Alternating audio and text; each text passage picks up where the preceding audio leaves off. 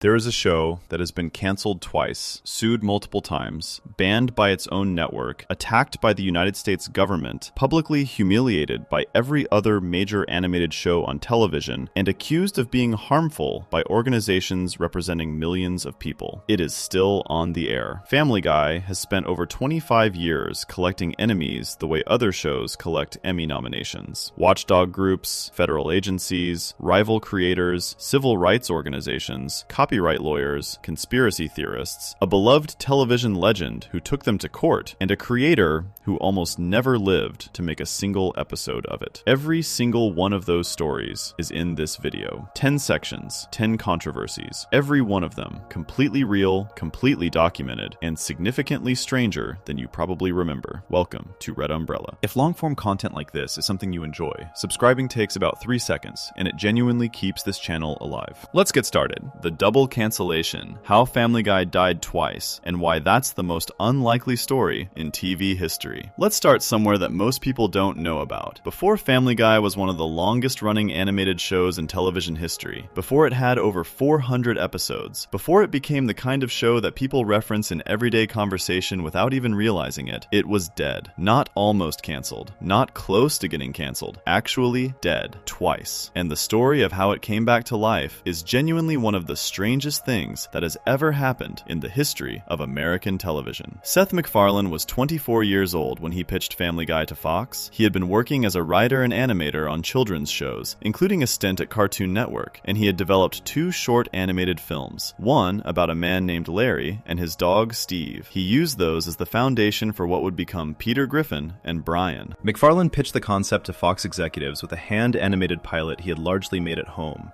and the people in the room were impressed enough to give him a full series order. The show launched on January 31st, 1999, right after Super Bowl 33 on Fox. It was a massive audience for a premiere. Tens of millions of people watching the Super Bowl stayed on the channel and saw Family Guy for the first time. By most early measures, the show had a real audience and a real future. Then, the problems started. After that strong premiere, Fox moved the show around constantly.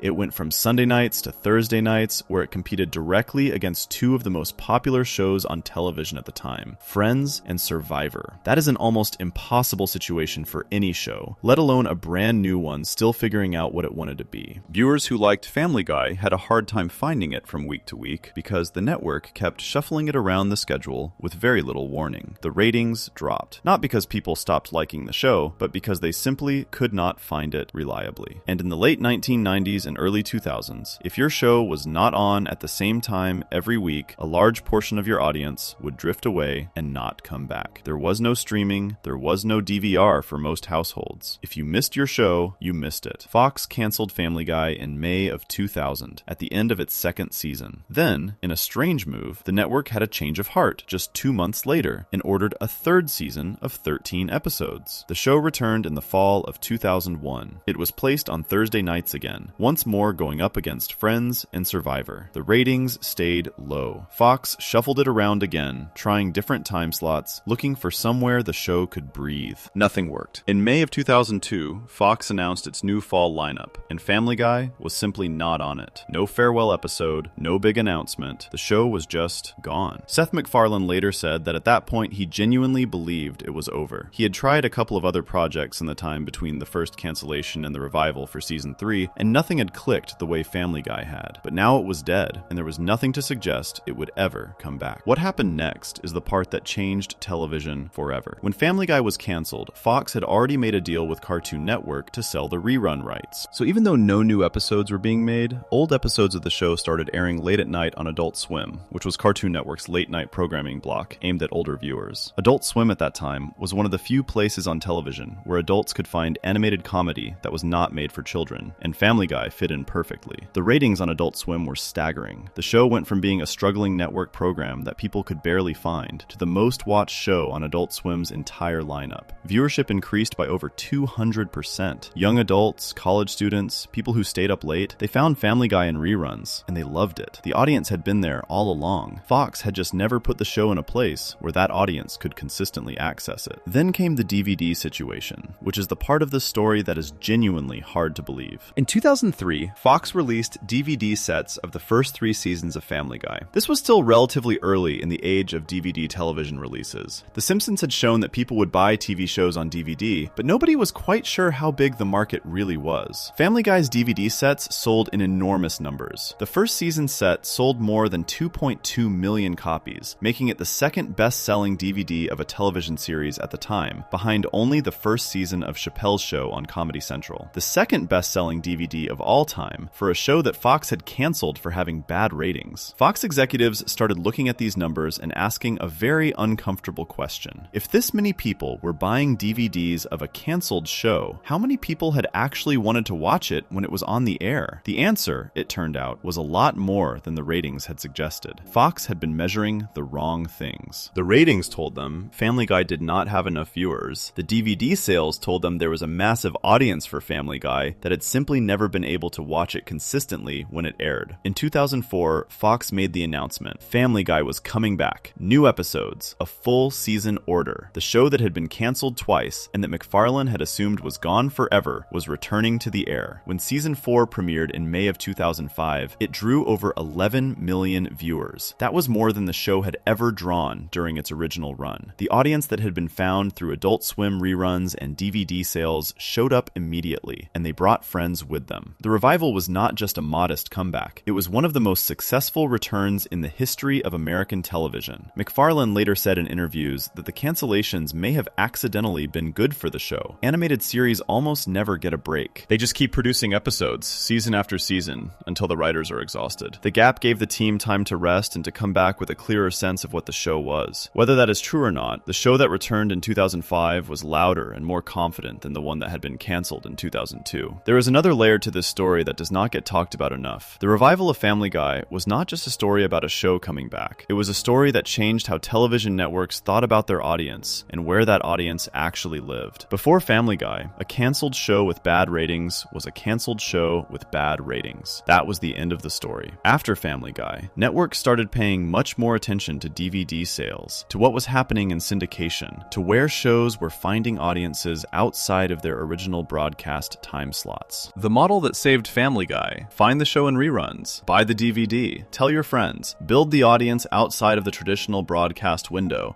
became the template that eventually led to streaming services understanding that there was a massive market for content that traditional television had misjudged or mishandled. In a very real way, the strange and unlikely comeback story of Family Guy helped create the conditions that made Netflix and Hulu and every other streaming service believe that canceled shows had built-in audiences worth investing in. The show also did something unusual when it came back. It addressed its own cancellation directly. The season 4 premiere opened with Peter Griffin explaining to his family that they had been canceled by Fox, listing off a series of other Fox shows that had been canceled recently, and essentially mocking the network that had just brought it back on the air. Seth MacFarlane was not interested in being gracious about it. The show came back with a chip on its shoulder, and that attitude, the sense that Family Guy had nothing to lose and nobody to answer to, became part of what made the revival seasons feel different from the original run. MacFarlane himself has always been direct about how he views the show's survival. In a 2024 interview, he described it as having reached escape velocity. At a certain point, he said, the show became so established and so financially successful that there was simply no good reason to stop making it. It funds causes he cares about, it continues to find new audiences, and it clearly still means something to the people who watch it. That is a remarkable thing to be able to say about a show that Fox canceled twice before it was 3 years old. The double cancellation story matters, not just as a piece of television history, though it absolutely is that. It matters because it tells you something about how Family Guy actually operates, which is always slightly outside of the normal rules. Always finding a way to survive situations that should have finished it off. The show got canceled twice and came back bigger both times. It got sued multiple times and won. It got banned and kept going. It made enemies of almost every other animated show on television and outlasted most of them. None of that starts without the cancellations. None of it happens without the weird, unexpected chain of events that went from bad Fox time slots to Adult Swim reruns to DVD sales figures that confused every executive in the building. The show should not exist. It should have ended quietly in 2002 with no fanfare and no particularly notable legacy. Instead, it became something that changed how the entire television industry thinks about audiences and where they actually are. And if you think that story of unlikely survival ends there, if you think the network was the biggest enemy Family Guy Guy ever faced, then you do not know about the organization that spent years trying to get the show removed from the air entirely, filing complaint after complaint with the federal government, pressuring advertisers to pull their money, and waging a very public and very personal war against Seth MacFarlane. That war is what the next section is about, and it is genuinely one of the most unhinged feuds in American media history. Section 2. The Parents Television Council versus Family Guy, the culture war that defined the 2000s. There is a version of this story where the Parents Television Council is the villain. There is another version where they are just a group of people who genuinely believed a television show was hurting children and did everything in their legal power to stop it. The truth is somewhere in the middle, and the full picture is stranger and more interesting than either version on its own. The Parents Television Council, almost always referred to just as the PTC, was a non-profit organization founded in 1995. Their stated mission was to protect children from content on television that they considered harmful. They published reviews of shows, they sent newsletters to parents warning them about specific episodes, they organized letter-writing campaigns, and they filed official complaints with the Federal Communications Commission, the government agency responsible for regulating what can and cannot be broadcast on American television. The PTC had, by the early 2000s, become one of the most powerful pressure groups in the entire media industry. Networks paid attention to them. Advertisers paid attention to them. When the PTC came after a show, it was not something anyone could just ignore. Family Guy became their primary target almost immediately. From the very beginning, the PTC argued that Family Guy was exactly the kind of content that should not be on broadcast television. They objected to the sexual humor, to the violence, to the dark jokes about religion and race and disability, and most of all, they objected to the fact that Family Guy was a cartoon. Their argument was straightforward. Children are drawn to cartoons. If you put a cartoon on television at 8 in the evening, children will watch it. And if that cartoon contains adult content that no reasonable parent would want their young child seeing, then the network airing it is doing something irresponsible, regardless of whatever rating they put on the screen. Fox had the show rated for mature audiences. The PTC did not think that was enough. They pointed out repeatedly that the animated format made Family Guy uniquely dangerous in their view, because it attracted young viewers who might otherwise avoid adult live-action programming. A 10-year-old might not be interested in watching a drama full of adult themes, but that same 10-year-old would absolutely sit down to watch a cartoon, not knowing or not caring that this particular cartoon was made for adults. In May of 2000, the PTC launched a letter-writing campaign directed at Fox, calling on the network to cancel Family Guy entirely. This was during the second season, the same period when the show was already struggling with low ratings. The PTC claimed at the time that there was strong advertiser resistance to the show, and used this as evidence that the market itself was rejecting Family Guy as inappropriate. What followed over the next several years was one of the longest and most sustained campaigns any organization has ever waged against a single television program. The PTC declared Family Guy their worst TV show of the week on more than 40 separate occasions. They put the show on their annual lists of the worst programs on television for the 2000, 2005, and 2006 seasons. They criticized Fox specifically for scheduling the show during early evening hours when children were likely to be watching. They went to the sponsors, companies like Wrigley and Burger King, and argued that these businesses were harming their own brands by advertising on a show that was exposing children to inappropriate content. Some of those advertiser campaigns actually worked. Family Guy lost sponsors over the years due to PTC pressure. This was a concrete, measurable impact on the show's business, not just noise. The FCC complaints are where the story gets particularly interesting. The PTC was, by their own accounting, responsible for generating the majority of FCC complaints about television content during this period, and the complaints they filed and encouraged about Family Guy were numerous. The first formal FCC complaint about a Family Guy episode came in January of 2005, following a rebroadcast of an episode called And the Wiener Is. The complaint was reviewed and denied. The FCC concluded that the content in question, while suggestive, did not meet the legal definition of indecent broadcasting. The PTC did not stop there. Over the following years, they filed complaints about episode after episode. They filed a complaint about the episode called Family Gay in 2009, which depicted Peter being injected with what the show called a gay gene as part of a medical experiment and subsequently entering into a relationship with another man. The PTC objected to the content on multiple grounds, and they did not just file the complaint themselves. They organized their membership to do the same. The result was that the FCC received approximately 188,000 complaints about that single single episode. That is not a typo. 188,000 separate formal complaints filed with a federal government agency about one episode of an animated comedy. The FCC reviewed the situation and declined to take action against Fox. In 2010, the PTC filed a complaint about the 150th episode of Family Guy called Brian and Stewie, which they argued contained material that violated federal indecency laws due to what they described as excretory content. The PTC president at the time, a man named Tim Winter, made a public statement about that complaint in which he said it seemed as though Seth MacFarlane had carefully reviewed the legal definition of broadcast indecency and set out to violate it as literally as he could. That quote tells you everything about where this relationship had gotten to by 2010. The PTC was not just objecting to content they found offensive. They were accusing MacFarlane of actively and deliberately targeting the specific legal boundaries of what he could get away with on broadcast television, which, to be fair to the PTC, was probably not entirely wrong. The show itself entered the fight directly in 2005 with an episode called PTV. In that episode, Peter starts his own television channel after the FCC begins censoring everything on broadcast TV following a wardrobe incident at an awards show, a very clear reference to the real controversy involving Janet Jackson at the Super Bowl in 2004. The FCC in the episode eventually starts censoring real life itself, literally appearing in the Griffin home to place black bars over body parts and bleeping out words in ordinary conversation. MacFarlane said in interviews that the episode came directly out of frustration and rage at the FCC's increasingly strict approach to broadcast content in the years after the Janet Jackson situation. The episode also featured the Griffin family directing complaints to something called the Family Television Council,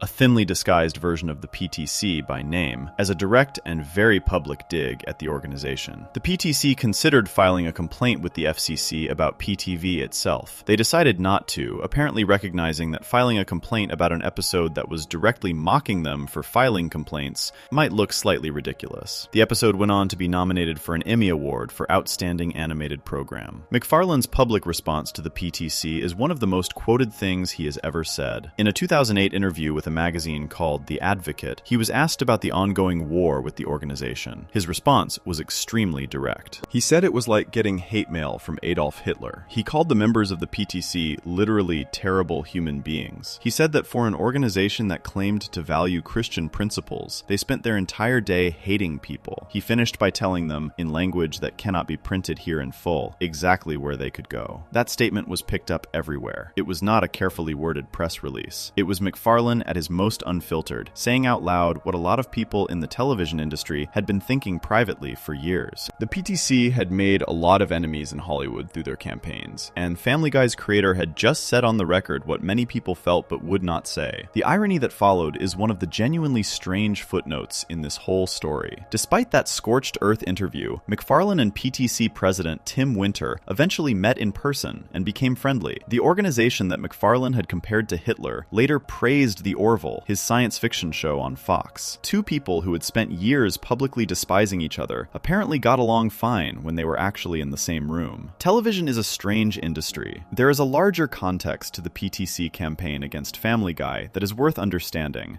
because it was not happening in isolation. The 2000s were a period of intense national debate in America about what was appropriate on television. The Janet Jackson Super Bowl moment in 2004 had caused a massive public reaction and had led to real changes in how networks policed their own content. The FCC had significantly increased the fines it could levy against broadcasters for indecent content. Conservative groups across the country felt that television had gone too far and that someone needed to hold it accountable. The PTC was the most organized and most aggressive expression of that feeling. Family Guy was the perfect target for them. It was animated, so it attracted children. It was on a major broadcast network during prime time, so it reached an enormous audience. And its content, the sexual jokes, the racial humor, the dark gags about death and disability and religion, was exactly the kind of material the PTC existed to fight. If you were the PTC in 2005 and you were looking for a show to make an example of, Family Guy was an obvious choice. What makes the story interesting is that the PTC's campaign, despite its scale and its persistence, did not ultimately accomplish what it set out to do. Family Guy was not canceled due to their efforts. The FCC did not take action against Fox over any of the complaints the PTC generated. The sponsors who pulled advertising were replaced by others. The show not only survived, but grew larger, partly because the controversy kept its name in the news and kept new viewers curious about what all the fuss was actually about. There is a very old truth about censorship and controversy in entertainment that Family Guy's story illustrates clearly. When powerful people and organizations make it very public that they want something banned, they almost always end up making more people interested in the thing they are trying to ban. Every PTC press release about a Family Guy episode told millions of people who might not have been paying attention that there was a show on Fox that was apparently so outrageous that a major organization was filing government complaints about it. Some of those people tuned in specifically because of that. The PTC officially filed for bankruptcy in 2025, ending after 3 decades of operation. The organization that had spent years trying to get Family Guy off the air outlasted by the show they targeted. Family Guy, as of that point, was still in production and still airing new episodes. McFarlane never publicly reflected on that particular development, at least not in any way that has been reported, but it does have a certain poetry to it. The culture war between the PTC and Family Guy was a fight about what comedy was allowed to say on broadcast television, about whether animated content had different responsibilities than live-action content, and about how much power a pressure group should have over what appears on a network that anyone with an antenna can access for free. Those questions were not really resolved by the fight. They just eventually became less urgent as television itself changed, and the broadcast networks became less central to how most people watched anything. What the war did produce was a show that had been tested against sustained, organized opposition and had not changed in any meaningful way. Family Guy did not soften its content because of the PTC. It did not move its most controversial material to later time slots to appease them. It made an episode directly mocking them and got nominated for an Emmy for it. Whether you think the PTC was right or wrong about Family Guy, the outcome of the fight was clear. The show won. __quote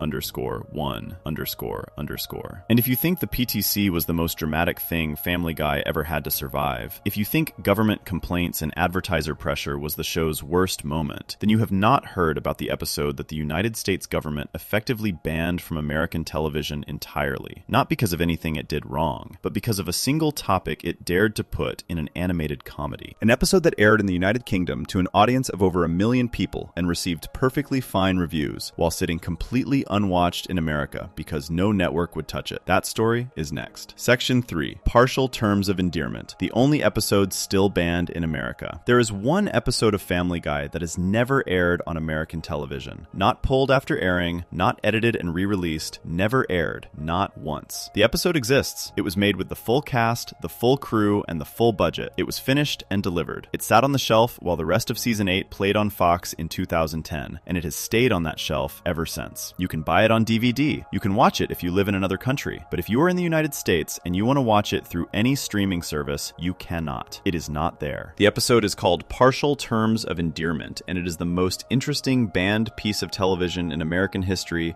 not because of what it shows, but because of what it dared to talk about. Here's what happens in the episode. Lois runs into an old friend from college named Naomi. Naomi and her husband Dale have been unable to have a child of their own, and they ask Lois if she would be willing to carry a baby for them as a surrogate. Lois agrees. She goes through the process and becomes pregnant with Naomi and Dale's biological child. Then, before the pregnancy has progressed very far, Naomi and Dale are killed in a car accident. Lois is left pregnant, carrying a baby that now has no parents, and she and Peter have to decide what to do. Peter initially pushes for an abortion. Then he encounters a group of pro-life activists and changes his mind. Then he changes his mind again. Lois goes back and forth as well. The episode presents both sides of the argument through the lens of Family Guy's usual irreverent style, meaning it makes jokes. It is not a straightforward drama, but it does not ultimately come down firmly on either side. It raises the question, it shows multiple perspectives, and it ends without spelling out in specific terms what Lois actually decides to do. That last detail is important. The show did not make a definitive statement about abortion. It did not tell the audience what to think. By Family Guy standards, it handled the subject with more care than almost anything else the show had ever attempted. None of that mattered to Fox. The decision to ban the episode was made before Season 8 even began airing. The Family Guy team actually announced at San Diego Comic-Con in 2009 that Partial Terms of Endearment would not be airing on Fox in the United States. They told their fans directly, in a room full of people who loved the show, that this episode was finished and would not be seen. Fox had made the call. The then president of Fox, a man named Kevin Riley, explained the decision in an interview with the New York Times. He was straightforward about it. He said it was an extremely fragile subject matter at an extremely fragile economic time. He said that of all the issues a television show could touch, this particular one seemed most likely to cause serious trouble. He said the episode felt like it could cause problems, and that it simply was not worth it. Read that again carefully, because it tells you something important about how television networks actually work. Kevin Riley was not saying the episode was bad. He was not saying it was offensive beyond what Family Guy normally did. He was not saying it violated any law or any standard. He was saying that abortion as a topic was so politically charged in America at that specific moment in time that even an animated comedy treating it carefully and from multiple angles was not something Fox was willing to put on the air. The risk of advertiser backlash, of political pressure, of public outrage from one side or the other, it was not worth it. This is a different kind of controversy than anything else in this essay so far. The PTC went after Family Guy for content that was genuinely shocking and deliberately provocative. Partial Terms of Endearment was not trying to be provocative. It was trying to tell a story about a genuinely difficult situation and look at it honestly. And that honesty, that willingness to engage seriously with a hard topic, was apparently more frightening to the network than any amount of crude jokes or dark cutaway gags. Fox did not just decline to air the episode themselves. They also reportedly asked Adult Swim not to air it either, making sure it would not find its way onto American television through any back channel. The episode was effectively blocked from the entire American broadcast landscape. What happened outside of America tells a different story entirely. The BBC in the United Kingdom aired Partial Terms of Endearment on June 20th, 2010, during the regular run of Season 8. They put it in the show's normal primetime slot at 10:30 in the evening. Over 1 million homes in the UK watched it. Reviews from critics were positive. Audiences did not revolt. Nobody had a meltdown. The episode aired, people watched it, and life continued without incident. That contrast, bans in America, perfectly fine in Britain, says something worth sitting with. The same episode that Fox considered too dangerous to put on television was broadcast without issue by a major public broadcaster in another country and received without significant controversy. The content had not changed. The jokes had not changed. The handling of the subject had not changed. What changed was the cultural and political context around it. Multiple television shows have addressed abortion since 2010. Live-action dramas, comedies, animated series, the topic has appeared across American television in the years following Partial Terms of Endearment's ban. Some of those episodes were far more direct and far more pointed in their perspective than anything Family Guy did in this episode.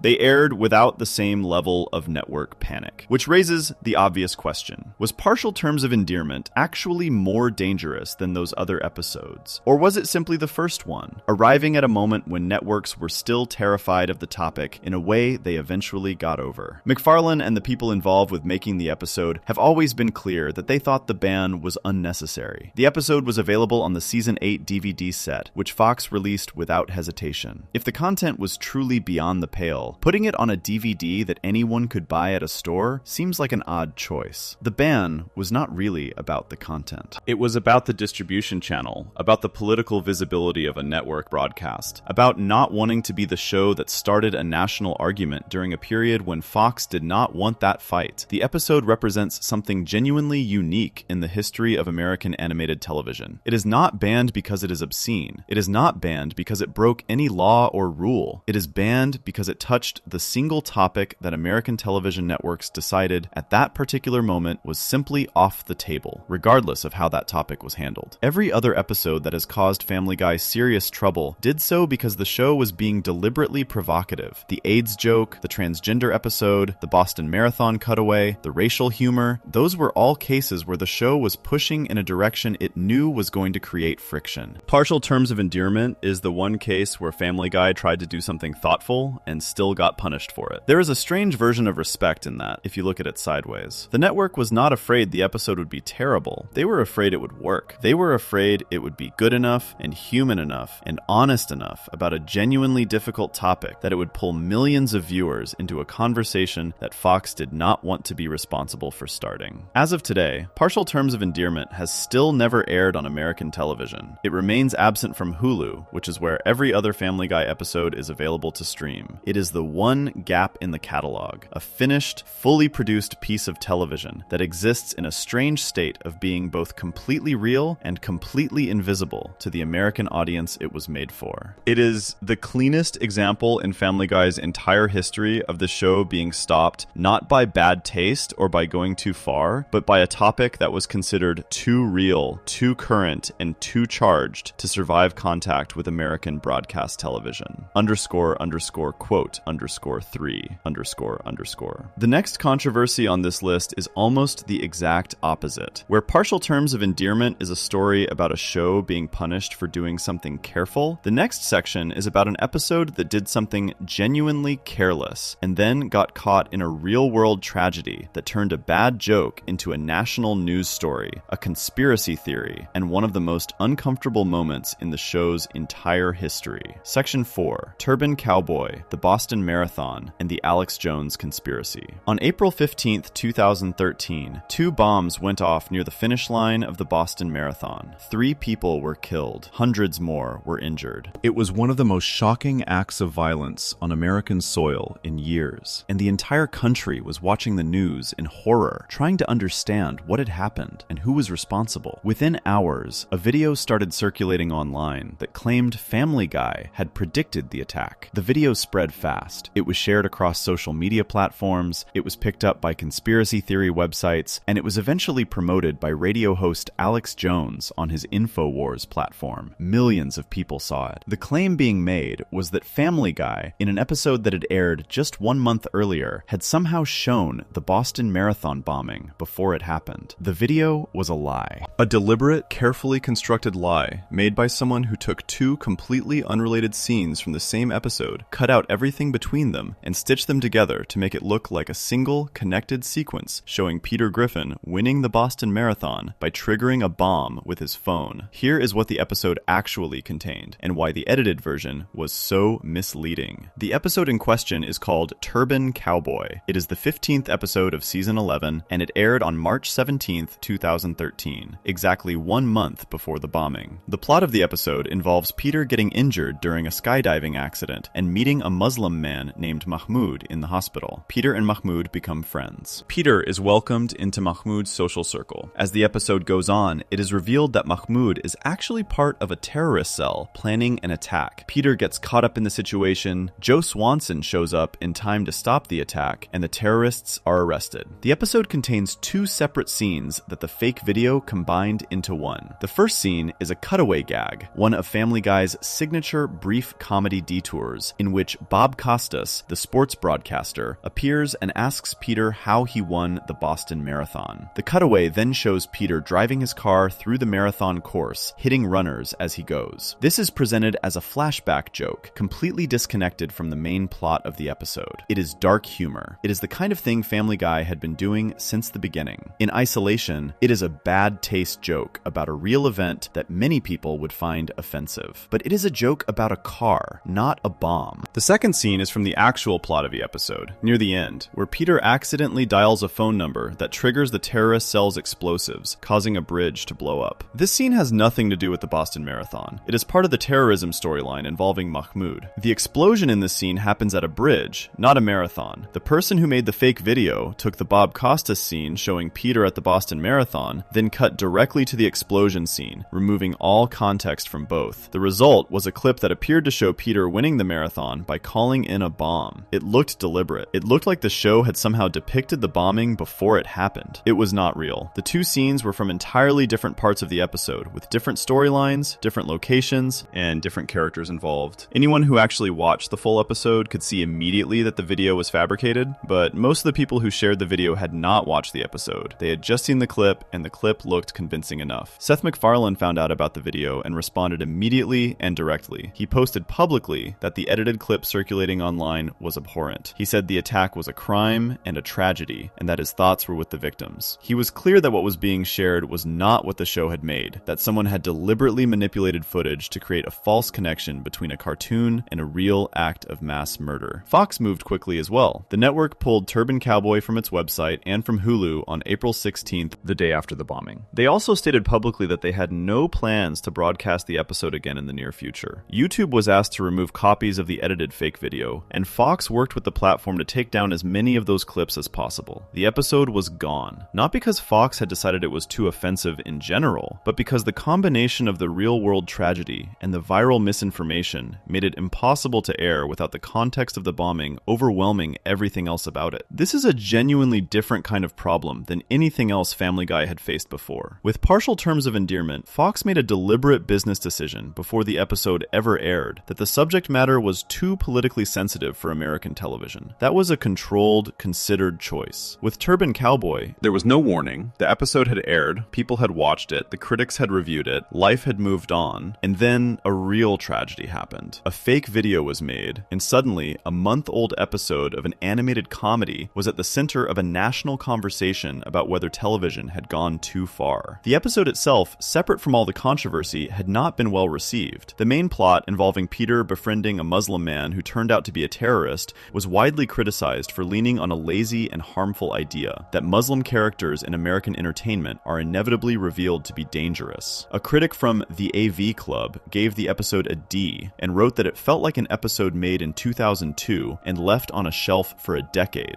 Completely unaware of how uniformly it was depicting Middle Eastern characters as terrorists. That criticism existed before the bombing and before the fake video. The episode had problems independent of the tragedy that followed. But the problems with the episode's actual content got completely swallowed by the conspiracy theory. Once the fake video started spreading, the conversation stopped being about whether the episode was offensive in its portrayal of a Muslim character and became entirely about whether Family Guy had somehow predicted or was connected to a real attack. That is a much more extreme and much more frightening claim, and it drowned out everything else. Alex Jones promoting the fake video on InfoWars was a significant part of why it spread as far and as fast as it did. Jones had a large audience of people who were already inclined to believe that mainstream media and entertainment were connected to real-world events in hidden ways. The idea that a Fox animated comedy had shown the Boston Marathon bombing before it happened fit neatly into the kind of story his audience was primed to believe. That the video was demonstrably fake did not stop it from circulating widely in those communities. This moment sits in a particular place in Family Guy's history because it represents the point where the show's controversy stopped being just about taste and content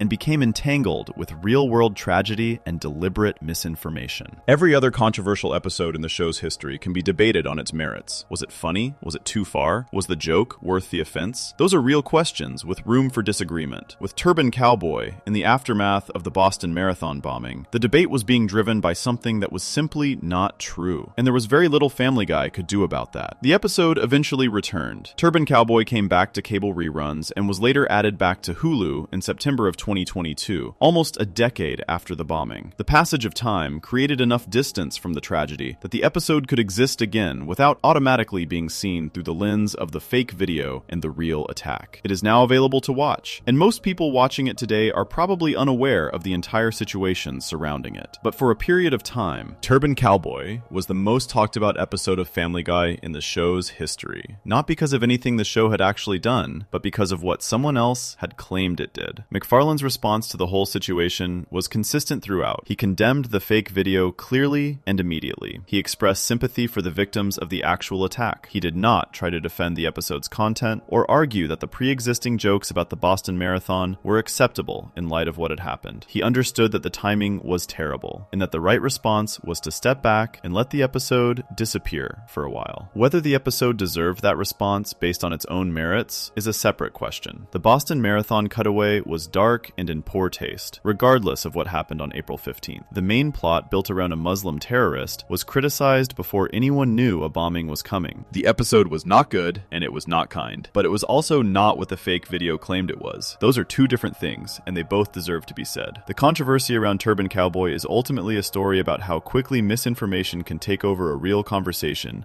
and how a piece of entertainment can get caught in something much larger than itself without any warning. Family Guy had now been canceled twice, fought a years-long war with a powerful watchdog organization, banned an episode about abortion, and had one of its episodes turned into a piece of fake evidence in a conspiracy theory about a real terrorist attack. Before we move on, if you're enjoying this analysis, please consider subscribing. It helps the channel tremendously. But none of those controversies involve the show being accused of being genuinely hateful to a specific group of people by that group's own major organizations. The next section does, and the episode at the center of it is one that MacFarlane has said, as recently as 2022, he would not change. Section 5, __quote _6 __ and the transgender controversy. Some controversies fade quickly. The noise gets loud for a week or two, and then something else happens and everyone moves on. The episode gets forgotten. The show continues. The controversy becomes a footnote. The controversy around Quagmire's dad did not fade. It kept coming back. It was still being written about and argued over more than a decade after the episode first aired. It became the example that critics and journalists reached for every time someone wanted to talk about how animated comedy handles transgender people. And in 2022, when a reporter asked Seth MacFarlane directly whether he would go back and change anything about the episode, his answer surprised a lot of people. He said no. Let's start with what actually happens in the episode, because the specific details matter a great deal to understanding why the reaction was so strong. Quagmire's Dad is the 18th episode of Season 8. It aired on May 9th, 2010. The episode begins with Quagmire's father, Dan Quagmire, coming to visit Quahog. Dan is introduced as a decorated veteran of the Vietnam War, someone who served his country with distinction and has genuinely earned respect. When Peter and Joe first meet Dan, they assume he is gay based on some of his mannerisms. That assumption turns out to be wrong. Dan is not gay. Dan is a transgender woman who has been living as a man her whole life and has now decided, at this stage of her life, to have gender confirmation surgery and begin living as her true self. She changes her name to Ida. The episode follows Quagmire as he struggles to accept this about his parent. There are scenes between Quagmire and Ida that are written with genuine care. Quagmire's confusion and pain are treated seriously, and the episode does give Ida a level of dignity as a character. She is still the war hero. She is still someone worth respecting. The show makes this point clearly. At the same time, the episode contains a storyline involving Brian. While all of this is happening with Quagmire's family, Brian travels away for a seminar, and upon returning, he meets a woman he finds attractive. They spend time together, they sleep together. Brian later discovers that the woman he has been seeing is Ida, Quagmire's father, post-surgery. Brian does not handle this well. He goes to the bathroom and vomits for 30 unbroken seconds on screen. The vomiting goes on long enough that it stops being incidental and becomes the joke itself. The camera stays on it. The sound design makes sure you hear every moment of it. That scene is what broke the episode for a very large number of people. GLAAD, which stands for the Gay and Lesbian Alliance Against Defamation, and is one of the most prominent organizations advocating for LGBT people in American media, released a statement about Quagmire's dad shortly after it aired. GLAAD said the episode had ignited significant controversy among the LGBT community, with the most common response being that it was incredibly offensive to transgender people. They said they shared the serious concerns being expressed by community members and that their team was addressing the situation directly with Fox. A writer for an LGBT media website named Brent Hardinger wrote a detailed review of the episode at the time that captured the split reaction many people had. He acknowledged that the episode deserved some credit for the way it handled certain aspects of Ida's character, for making her a war hero, for taking Quagmire's emotional journey seriously, for not making the entire episode a simple mockery. But he said the vomiting scene and several remarks made by other characters were shockingly insensitive. He said he found it genuinely impossible to reconcile the better parts of the episode with the worst parts, and that the gap between them was too large to ignore. The Parents Television Council, which, as we have already covered, had been fighting with Family Guy for years, also named Quagmire's Dad their worst TV show of the week. They cited the vomiting scene specifically, along with other content in the episode they found objectionable. MacFarlane's response to the criticism was interesting, and in some ways more revealing than the episode itself. He expressed genuine surprise at the intensity of the negative reaction. In a September 2010 interview, he said he did not meet a lot of people who held the views being attributed to the episode. He defended the Brian vomiting scene by drawing a comparison. He said that a straight man finding out he had slept with a transgender woman might react the way Brian did, in the same way that a gay man might be repulsed by a situation involving a woman. He was trying to explain the joke as a product of Brian's specific character and orientation, rather than as a statement about transgender people in general. Critics found that explanation insufficient. The problem, as many people pointed out, was not that Brian had a strong reaction. It was the specific nature of the joke, the extended, graphic depiction of disgust, lasting 30 seconds, directed at the fact that he had been with a transgender woman. The length of the scene, they argued, was not neutral. It was making a statement about how revolting the show considered the situation to be, and that statement, regardless of the intent behind it, was harmful. In 2022, MacFarlane spoke to The Hollywood Reporter about Quagmire's dad, and was asked directly if there was anything he would change about it. His answer was that there were always things he might approach differently when looking back at earlier work, that it was more about small details and individual moments than any large structural change. He said he would not make a big change to the episode overall. He explained again that the intent had been to show that Ida was still a war hero, still someone Quagmire could look up to and respect, and that this message had gotten lost in the reaction to the more controversial elements. He also pointed out something that has been confirmed. The episode was written by a writer on Family Guy named Steve Callahan, who had personal experience with a parent transitioning. Callahan's own father had transitioned to a woman, and he was writing, at least in part, from his own real experience of working through those feelings. McFarlane said this context was something that people often missed when they talked about the episode. That detail does not resolve the controversy, but it does complicate it. The person who wrote the episode was not writing from a place of abstract malice toward transgender people. He was writing about something he had actually lived through, using the tools of a show that approaches everything through dark comedy and shock humor. Whether those tools were appropriate for that particular subject is a separate question, but the episode was not created in the spirit that the harshest critics assumed. The show's executive producer Alex Sulkin addressed the broader question of how Family Guy handled LGBT content in an interview with TV Line. He said that if you put a Family Guy episode from 2005 or 2006 next to one from 2018 or 2019, you would see real differences. He confirmed that the show had been actively working to move away from jokes centered on LGBT characters and situations, acknowledging that what had been acceptable in the earlier years of the show was not something the writers wanted to continue doing in the same way. By season 22, that shift had extended to the treatment of other characters as well, with the writers making conscious choices to change how certain recurring gags operated. The Meg abuse storyline, which we will get to later in this essay, changed significantly around the same period. The show was responding, even if slowly, to the criticism that had built up over the years. What makes Quagmire's Dad sit differently from other Family Guy controversies is that it involves a community, transgender people, who were and continue to be targets of real discrimination and real harm in the world outside of television. A joke about a fictional historical figure, a parody of a celebrity, a dark cutaway gag about an abstract situation, those exist at some distance from real people's daily lives. Content about transgender people in 2010 existed in a landscape where those people faced significant hostility, had very little positive representation in mainstream media, and were regularly subjected to exactly the kind of disgust that the Brian vomiting scene depicted. The argument that the scene was harmful was not abstract. It was connected to something real. McFarlane has never fully accepted that framing. He has consistently maintained that Family Guy operates as an equal opportunity offender, that the show makes uncomfortable jokes about everyone, that no group is treated as off limits, and that this approach is part of what makes the show honest in a way that more careful programming is not. He points to the broader context of the episode, rather than the specific scenes that drew criticism. Whether you accept that argument depends largely on whether you believe that equal opportunity offense is a meaningful concept when the groups being offended are in very different positions of power and safety in the real world. That is a genuine debate, not a simple one, and Family Guy sits at the center of it in a way that very few other shows do. What is beyond debate is that Quagmire's Dad became one of the defining episodes in conversations about how American animated comedy handles transgender representation. It is cited in those conversations to this day, over 15 years after it aired, as an example of what not to do, even by people who acknowledge that the episode was trying, in its own imperfect way, to do something more complicated than pure mockery. The fight over Quagmire's Dad was ultimately a fight between two ideas about what comedy is allowed to do, and Family Guy has never stopped being at the center of that fight. __quote_7__. That fight with other animated shows, though, was not limited to the PTC or to advocacy groups. There was one battle that happened entirely within the animation industry itself, a public, bitter, and surprisingly personal war between Family Guy and another show that decided to use its own airtime to explain exactly why it believed Family Guy should not exist. That story is next. Section 6. The South Park War, when the entire animation industry took sides. In April of 2006, South Park aired a two-part episode called Cartoon Wars. On the surface, the episode was about the citizens of South Park panicking over an upcoming Family Guy episode that was going to show the Prophet Muhammad as a character. A genuinely controversial creative choice that had caused real-world protests and riots in several countries after a Danish newspaper published drawings of Muhammad the year before. The South Park episode used that real controversy as its backdrop and built a story around it involving Kyle, Cartman, and a trip to Hollywood. But the Muhammad storyline was not really what Cartoon Wars was about. What Cartoon Wars was actually about was South Park creators Trey Parker and Matt Stone using their own show to tell the entire world in the clearest possible terms that they believed Family Guy was bad television. Not edgy bad or controversial bad. Bad in the specific sense of being lazily written, creatively dishonest, and unworthy of the reputation it had built. They did not say this quietly. In the episode, Cartman travels to the Family Guy studio in Hollywood with the stated goal of getting the Muhammad episode pulled from the air. When he gets inside the studio, he discovers something that became one of the most talked about jokes in South Park history. Family Guy, the episode reveals, is not written by human beings at all. It is produced by a tank full of manatees, large, slow sea mammals, who push around balls with random words written on them. The manatees select balls at random, combine them into groups, and whatever combination of words they land on becomes the cutaway gag for that week's episode. The joke is that Family Guy's famous cutaway humor is not the product of creative thought or intentional writing. It is random. It is generated by animals picking objects by accident. There is no intelligence behind it. Parker and Stone were not being subtle. They were saying directly, through a cartoon watched by millions of people, that Family Guy's writing was the equivalent of something produced by chance, rather than by actual human creativity. That the cutaway gags, which were Family Guy's most distinctive feature, the thing the show was most known and most loved for, were meaningless noise dressed up as comedy. The episode aired, and the reaction was immediate. What Parker and Stone probably did not fully anticipate, or perhaps anticipated and welcomed, was how much support they received from other people in the animation industry. After Cartoon Wars Part 1 aired, they were contacted by writers from 2 other major animated shows. The writers from The Simpsons reached out and expressed their appreciation. The writers from King of the Hill did the same. Parker later said publicly that The Simpsons staff had told them they hated Family Guy even more than Parker and Stone did. The King of the Hill staff reportedly told them they were doing God's work. Read that again. The writing teams of The Simpsons and King of the Hill, 2 of the most respected animated shows in television history, privately celebrated South Park for publicly attacking Family Guy. This was not a secret rivalry being exaggerated after the fact. These were real communications that Parker and Stone disclosed in interviews, and the sentiment behind them reflected a genuine feeling that had been building in the animation community for years. The core of the criticism, beyond the manatee joke, was about what Family Guy's success represented. Parker and Stone had built South Park on a specific principle, that every joke should serve the story, that comedy should come from character and situation and ideas, that gags for the sake of gags were a form of creative laziness that dragged the entire medium down. Family Guy, in their view, was the opposite of everything they believed good comedy should be. It was a show where the cutaway gags were completely disconnected from the plot, where the humor did not emerge from the characters or the story, but was just inserted at random intervals, and where the massive popularity of this approach was proof that audiences would accept and reward lazy writing as long as it made them laugh for 30 seconds at a time. Parker said in commentary recorded for the Cartoon Wars DVD that he and Stone did hate Family Guy. He was clear that they understood why people loved it, that they recognized it spoke to something real in its audience, and that they did not think it should be canceled, but they did not respect it as writing. They found the comparison between South Park and Family Guy, which reporters and fans made constantly, grouping the 2 shows together as similar kinds of adult animated comedy, to be genuinely offensive. Being told that South Park and Family Guy were the same kind of thing felt to them like an insult to everything they were trying to do. Stone added that you could tell there were smart people working on Family Guy. The complaint was not that the people behind the show were stupid. It was that those smart people were producing something beneath their own abilities, and that the format they had chosen, the endless cutaway, the random reference, the joke that goes nowhere, was a waste of what they were capable of. McFarlane's public response to Cartoon Wars was more measured than you might expect. He said in a 2012 interview with Rolling Stone that he thought the South Park episode making fun of Family Guy was funny and accurate. He found it genuinely amusing. What confused and bothered him, he said, was not the episode itself, but the personal venom that Parker and Stone expressed in press interviews outside of it. When they were talking to journalists, when they were not making comedy, the things they said about him and his show had an intensity to them that he found baffling. He said he did not know them personally, had never had a meaningful interaction with them, and could not understand where the level of personal feeling was coming from. On a separate occasion, when asked about Parker and Stone on the Howard Stern show, McFarlane joked that they could go to hell. He said that whenever he actually encountered them in person, everything was cordial. The hostility existed in the press and in their public statements, not in the room when they were actually face to face. Family Guy did eventually respond to Cartoon Wars on its own terms. In a 2009 episode called Spies Reminiscent of Us, Peter and Quagmire participate in an improv comedy show. Peter keeps doing his signature style of humor, the random gag, the non sequitur, the joke that has nothing to do with anything. The crowd loves it. Quagmire, by contrast, keeps trying to steer the comedy toward deeper character-based humor, encouraging the audience to build on what came before, rather than just accepting random laughs. The crowd ignores Quagmire's approach. The joke of the scene is clear. Family Guy was mocking South Park's criticism directly by showing that the audience preferred Peter's style over the more disciplined approach. It was a quiet but pointed comeback. The writers of Family Guy also acknowledged the manatee joke in their own DVD commentaries, referring to their own cutaway gags as manatee jokes. They absorbed the insult and turned it into an internal joke among themselves. Whether that represents a healthy sense of humor about criticism or a refusal to take it seriously depends on your perspective. The broader context of all of this is important to understand. The feud between South Park and Family Guy was not just two shows having a disagreement. It was a debate about what animated comedy is supposed to be and what it is supposed to do. South Park's position was that comedy has a responsibility to be about something, to use its humor as a vehicle for ideas, for character, for genuine engagement with the world. Family Guy's position, at least as represented by its actual content, was that comedy has a responsibility to be funny, and that if the audience is laughing, then the work has succeeded regardless of what structural choices produced the laughter. Both positions have merit, both positions have weaknesses, and the fact that both shows have now been running for decades, both with enormous audiences, suggests that there is more than one way to make animated comedy work. What is particularly striking about the Cartoon Wars situation in hindsight is that The Simpsons, which at various points had also taken quiet shots at Family Guy through small jokes in their own episodes, later crossed over with Family Guy directly in a 2014 episode called The Simpsons Guy. The two shows that had supposedly been rivals, with Simpsons writers privately thanking South Park for attacking Family Guy, eventually collaborated for a full crossover episode. MacFarlane and Simpsons creator Matt Groening both said publicly and repeatedly that there was no real animosity between them personally. Groening told a reporter that he had more in common with MacFarlane than with most of the people he worked with. South Park and Family Guy never made peace in the same way. They are, as of the time this essay was written, on the same network, both airing on Comedy Central, without any sign that Parker and Stone have changed their view of MacFarlane's show or its approach to writing. The war Parker and Stone started with Cartoon Wars was the most public creative dispute in the history of American animated television. It pulled in The Simpsons, King of the Hill, and various other shows and creators. It forced a genuine conversation about what made comedy legitimate and what made it lazy. And it did absolutely nothing to slow down Family Guy's success. That pattern, controversy, criticism, attack, survival, runs through every section of this essay. But the next controversy is different from all of them in one specific way. It did not come from outside the show. It did not come from a watchdog group, a rival show, a government agency, or a real-world tragedy. It came from inside the building. It came from an admission that Seth MacFarlane himself made about a decision his own writing team made, a decision that affected a character who had been on the show since the very beginning. __quote_8___. And when fans found out the real reason behind it, a lot of them were not okay with the answer. Section 7, Quote 9 and the anti-Semitism accusation. Before Partial Terms of Endearment became the episode America Banned, there was a different episode that held that title. For several years, the most talked about banned Family Guy episode was not about abortion or transgender characters or real-world tragedy. It was about Jewish people. Specifically, it was about Peter Griffin deciding that the solution to his financial problems was to get his son a Jewish friend, because Jewish people are good with money.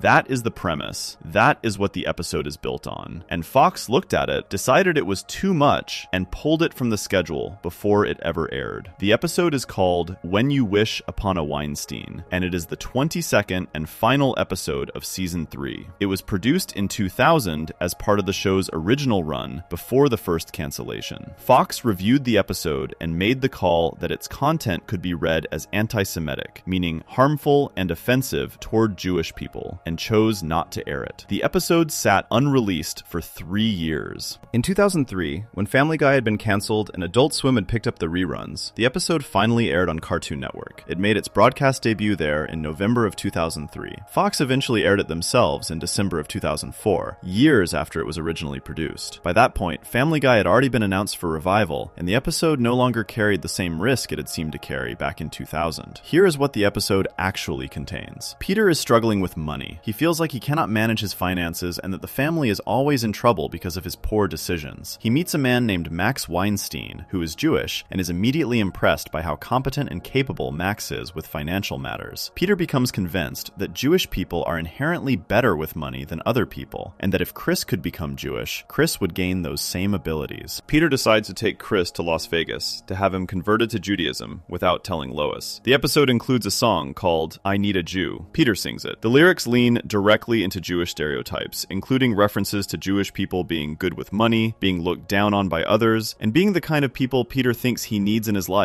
to solve his problems. The song uses the melody from When You Wish Upon a Star, which is the famous song from the Disney film Pinocchio. The character of Max Weinstein is not portrayed as evil or sinister. He is portrayed as competent, kind, and reasonable. Peter is the one who is portrayed as wrong. His stereotyped beliefs about Jewish people are the target of the episode's humor, not Jewish people themselves. Max, at one point, directly addresses Peter's misguided views on Judaism and pushes back on them. The show frames Peter's behavior as foolish rather than correct. Fox's concern was that even with that framing, the episode was playing on stereotypes in a way that could cause offense regardless of the intent. When a show builds its entire premise around the idea that Jewish people have a special relationship with money, it is using that stereotype as the engine of the comedy, whether or not the show ultimately tells the audience that the stereotype is wrong. Some people felt the episode was a smart satire of prejudice. Others felt it was just prejudice dressed up in a satirical costume. Fox, at the time, was not willing to find out which reaction would dominate. The legal situation that followed added another layer to the episode's complicated history. In October of 2007, a company called Bourne Company Music Publishers filed a lawsuit against the makers of Family Guy. Bourne owned the rights to When You Wish Upon a Star, the Disney song whose melody Peter uses for I Need a Jew in the episode. Bourne argued that Family Guy had used the song's melody without permission and without creating a genuine parody of the song itself. Their position was that the lyrics of I Need a Jew were not commenting on When You Wish Upon a Star as a piece of music, they were just using the tune because it was recognizable. And if the new song was not actually making fun of the original song, then it did not qualify as parody and was not protected. This was a meaningful legal argument. There was a concept in American law that allows people to use copyrighted material without permission if they are creating a parody of that specific material. The idea is that a parody, by its nature, needs to reference the original in order to comment on it. But if you are not actually commenting on the original, if you are just borrowing the melody to make a completely different joke, that protection does not apply. Bourne's lawsuit claimed that the association of their song with what they described as vile and anti-Semitic lyrics caused real harm to the value and reputation of When You Wish Upon a Star. They wanted the distribution of the episode stopped and unspecified damages from Fox and the others named in the suit. The case went through the courts, and in March of 2009, a United States district judge named Deborah Batts ruled in favor of Family Guy. The judge found that the show had not infringed on Bourne's copyright when it transformed the song for comedic use. Family Guy won the lawsuit. The episode continued to exist and continued to be distributed. The ruling was significant not just for Family Guy, but for animated comedy more broadly. It confirmed that transforming a well-known song into something comedically different, even without directly mocking the original song, could still be considered a legitimate creative act protected under the law. The decision gave animated shows and comedy writers a clearer sense of how much room they had when it came to using recognizable musical material. The episode also has an appearance in it that tends to surprise people when they learn about it. During the episode, a version of Optimus Prime, the hero of the Transformers franchise, shows up in a non sequitur moment that many fans have described as one of the best random appearances the show has ever done. The moment has nothing to do with the main storyline and exists purely as the kind of absurd detour that Family Guy built its identity on. It became one of the most remembered parts of the episode, which is interesting given that the episode was originally known primarily for its controversy. The question of whether When You Wish Upon a Weinstein is actually anti-Semitic has never been fully resolved in the way that clean verdicts in courts of law can resolve legal questions. The episode played with stereotypes in a very direct way. It built its entire story on the idea that Jewish people have a particular set of abilities that Peter wanted access to.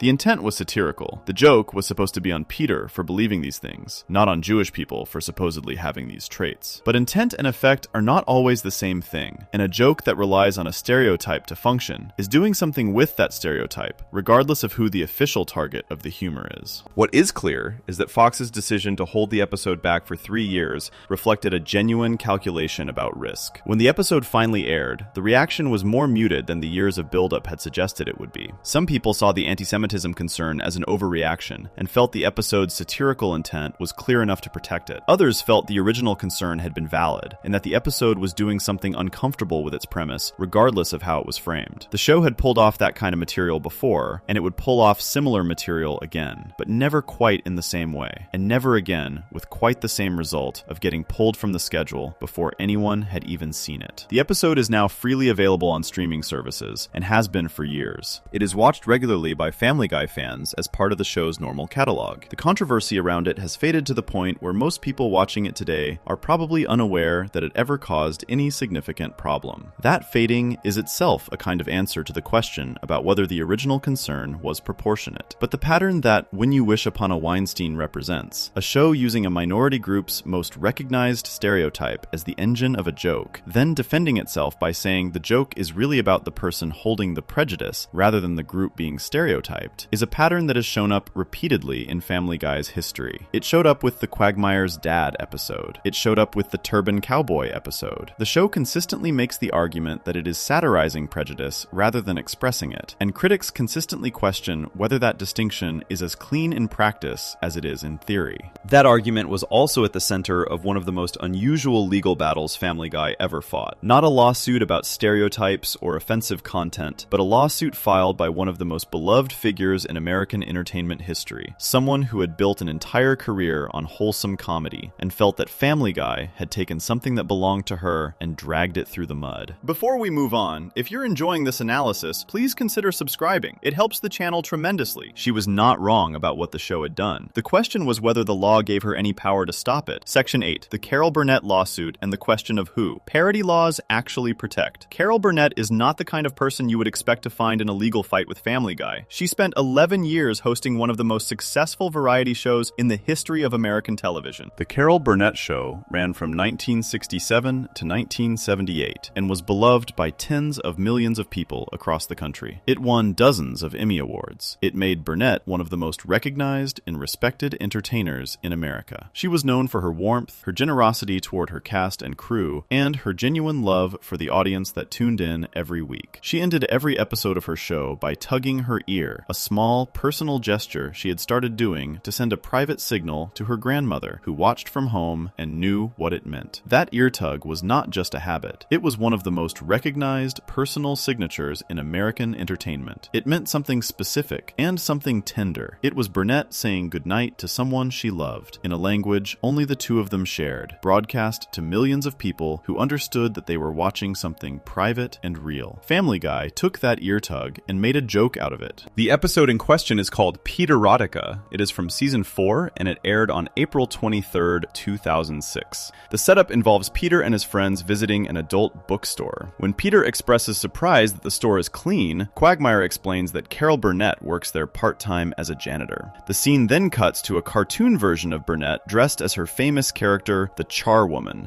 a cleaning woman character she had created and performed on her show for years, recognizable by her specific blue outfit and the mop and bucket she always carried. The cartoon Charwoman is shown mopping the floor of the adult bookstore, surrounded by explicit adult products, while a slightly altered version of the Carol Burnett show theme song plays in the background. Then a character says the following: "When she tugged her ear at the end of the show, she was really saying goodnight to her mom." Quagmire responds by asking what she tugged to say goodnight to her dad. That last line is the one that pushed Burnett from offended to legally active. The joke takes her grandmother, the person the ear tug was actually for, someone Burnett had spoken about publicly with love and respect, changes it to her mom, and then makes a crude sexual suggestion about what gesture she might have used for her father. It turned something Burnett considered one of the most meaningful and personal parts of her entire career into a dirty joke. In March of 2007, Burnett filed a lawsuit against 20th Century Fox. The suit sought more than $2 million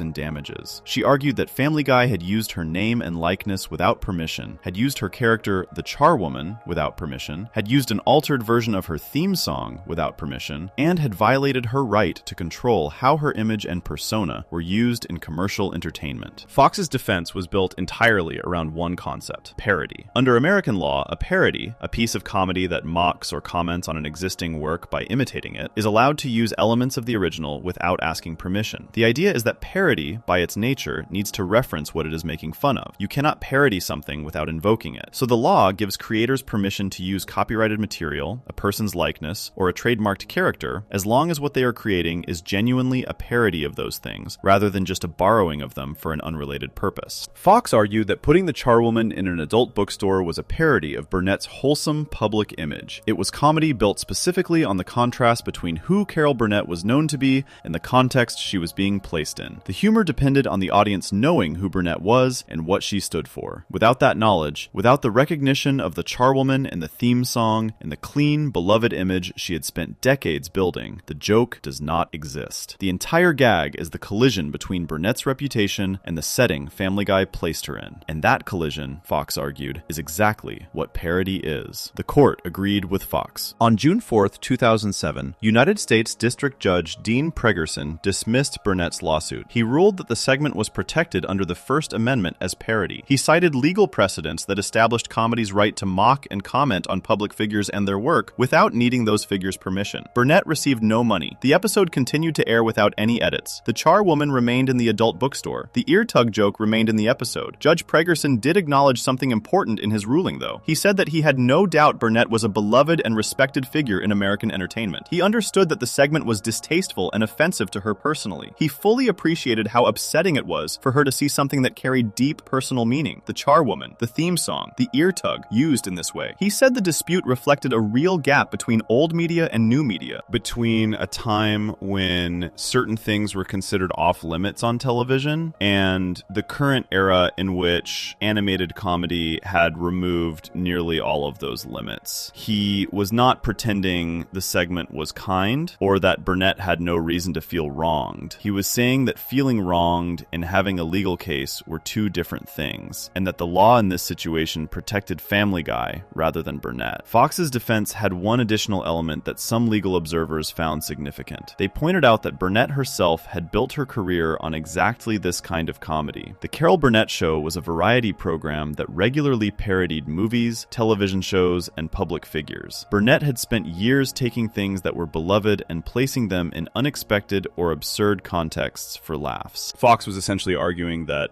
someone who had spent their career as a parodist did not have especially strong standing to object when they became the subject of parody themselves. That argument did not form the legal basis of the ruling. The First Amendment parody defense was enough on its own, but it added a layer to the public conversation about the lawsuit that made people think. There is something uncomfortable about a comedian who made her name doing this kind of comedy, being the one arguing in court that this kind of comedy had gone too far. What happened in the months that followed the Burnett lawsuit is worth noting because it shows that one legal victory was not enough to keep Family Guy out of court. Within months of the Burnett case being dismissed, the show was sued again. This time it was the company that owned the rights to When You Wish Upon a Star, which, as we covered in the previous section, was the song whose melody was used in the I Need a Jew song from the Weinstein episode. That lawsuit was also eventually decided in Family Guy's favor, and it did not stop there. At the end of 2007, a third lawsuit arrived. An actor named Art Matrano filed a case regarding a scene in the direct-to-DVD film Stewie Griffin, The Untold Story. In that film, there is a scene where Jesus Christ performs a comedy routine involving specific hand gestures while humming a distinctive tune. Matrano claimed the scene copied a signature act he had created and performed throughout his career. The case was initially dismissed, then refiled, then eventually settled out of court in 2010. The specific terms of the settlement were not made public. In the span of roughly 4 years, Family Guy faced 3 separate copyright and likeness lawsuits from 3 different parties. It won 2 outright on First Amendment grounds. The third was settled privately. No episode was altered or removed as a result of any of these legal challenges. The show's content remained exactly as it was. The pattern across all 3 cases tells you something about what Family Guy was doing and how it understood its own creative approach. The show was not simply being reckless. It was operating according to a specific and consistent philosophy that comedy's right to parody and comment on public figures and existing works is one of the most important legal protections available to creative people, and that giving ground on that principle, even when the target of the parody found it offensive, would ultimately be more damaging to comedy than any single lawsuit. McFarlane has never pretended that the targets of Family Guy's parody were wrong to feel offended. He has acknowledged that offense is real, and that the show regularly produces it deliberately. What he has resisted is the idea that being offended gives someone the right to stop a piece of comedy from existing. The Carol Burnett case tested that principle directly, and the court sided with the principle rather than with the person who had been hurt by it. Burnett, for her part, has not spoken extensively about the case in the years since it was dismissed. She remains one of the most admired figures in American entertainment history. The ear tug joke did not change that. The charwoman in the adult bookstore did not change that. Her legacy was large enough to absorb the impact of a 30-second cutaway in an animated comedy and emerge completely intact. That resilience is something Family Guy's producers would probably respect, even if they would never say so out loud. __quote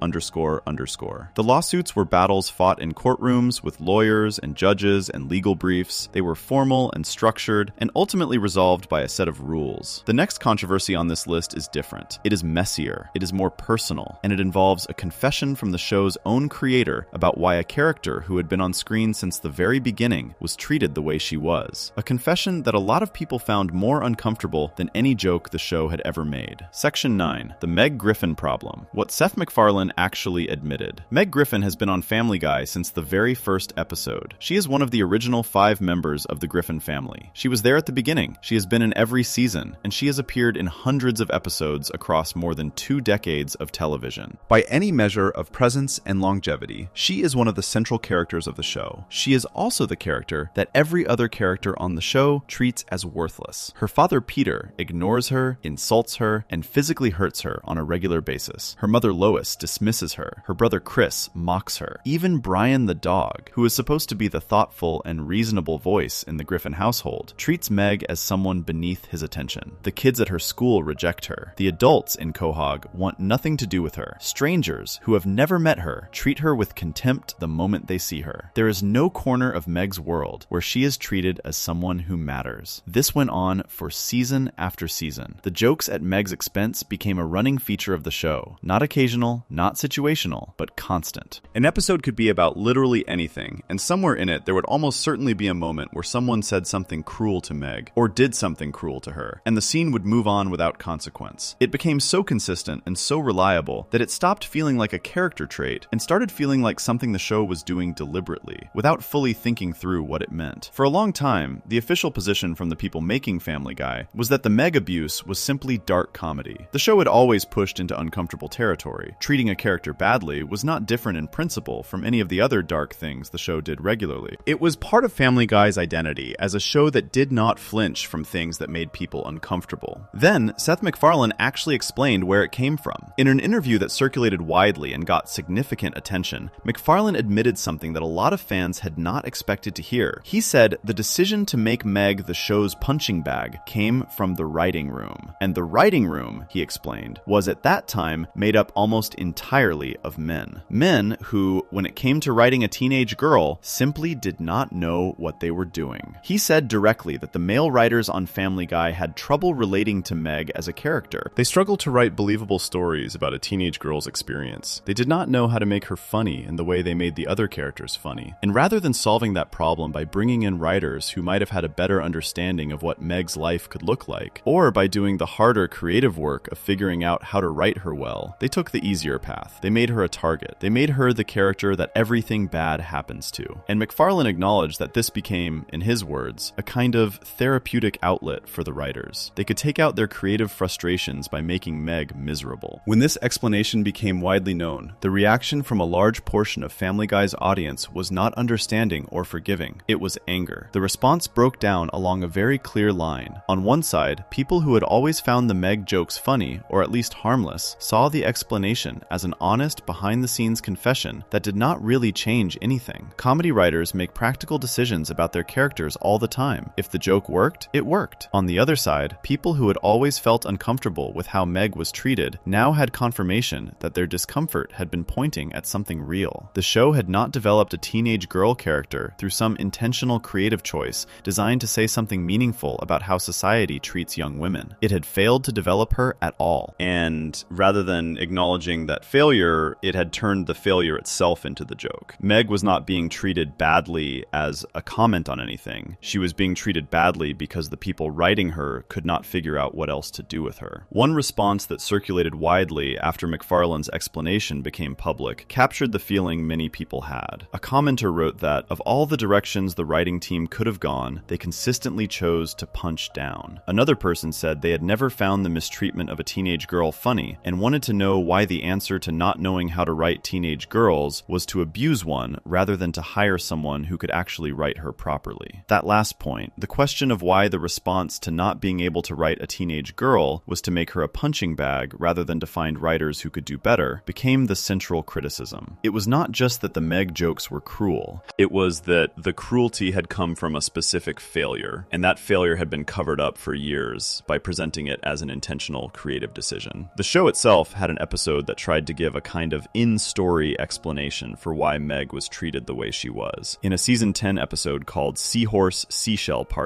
Meg finally breaks and confronts her family about how they treat her. She calls each of them out directly. The scene is written as a genuine emotional moment, not a joke. Meg makes real points about real harm. The family is briefly rattled. Then the episode resolves by suggesting that Meg serves a specific function in the family. She absorbs their dysfunction. She takes the cruelty and the frustration and the bad feelings that would otherwise tear the Griffins apart, and she carries it so they do not have to. The episode frames this as almost noble, Meg as the person who holds the family together by being their outlet. At the end, Meg accepts this role and things go back to normal. Many viewers found this resolution deeply unsatisfying. It did not fix the problem. It reframed the abuse as necessary and gave it a justification that many people felt made things worse rather than better. Telling a character that the reason everyone treats her terribly is because her suffering keeps the family functional is not the same as treating her with respect. It is giving the cruelty a purpose without questioning whether the cruelty should exist at all. The Meg situation connects to something larger about what happened to Family Guy after it was revived in 2005. When the show came back for season 4, several of the characters came back with their defining traits pushed further than they had been in the original run. Peter became more extreme. Quagmire's behavior became more extreme. And Meg's role as the family's target became more extreme. What had been occasional in the early seasons became constant. What had been a character quirk became the character's entire identity. MacFarlane acknowledged that this escalation happened. He has pointed to the character of Quagmire as another example of a character whose traits got pushed beyond what was originally intended. In the early seasons, Quagmire was presented as a womanizer, someone who pursued women aggressively, and whose behavior was already ethically questionable, but was framed as comedy. As the seasons went on, what Quagmire did to women in the show became significantly more serious in nature, to the point where critics noted that a live-action version of many of Quagmire's later storylines